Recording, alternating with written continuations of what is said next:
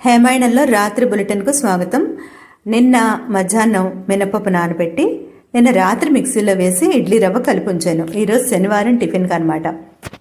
నేను సాధారణంగా wet grinder వాడనండి, ఎందుకంటే చాలా తక్కువ పప్పు వేస్తాను. ఇంకా వెట్ గ్రైండర్లో కనుక పప్పు వేసామంటే ఒక 3 రెట్లైనా రవ్వ పోయాలి. అంత రవ్వ వేయడం నాకు ఇష్టం ఉండదు. అందుకని మిక్సీలోనే వేస్తాను. ముందు రోజు రుబ్బుతాను ఇడ్లీకి అయితే.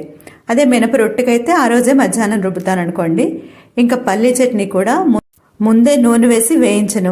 చాలా మటుకు డ్రై రోస్ట్ అయ్యాక లాస్ట్లో కొంచెం నూనె వేసి వేయించి అప్పుడు పచ్చిమిరపకాయలు ఇంగువ వేస్తాను. చింతపండు వేసి స్టవ్ ఆఫ్ చేసుకొని చల్లారాక గ్రైండ్ చేస్తాం ఉప్పు వేసి. పాపం మా వాడికి అసలే ఇడ్లీ అంటే పెద్ద ఇష్టం ఉండదు. కానీ ఇంక పాపం ఏం అనలేదనుకోండి, నేను ఇంకా చేసేదేం లేదు కదండి, అన్నీ అలా రొటేట్ అవుతూనే ఉంటాయి. అందుకే ఇడ్లీయే కాకుండా వాడి కోసం రొట్టె కూడా వేశాను. ఇంక ఈరోజు వార్తలు ఇంతటితో సమాప్తం. అందరికీ శుభరాత్రి.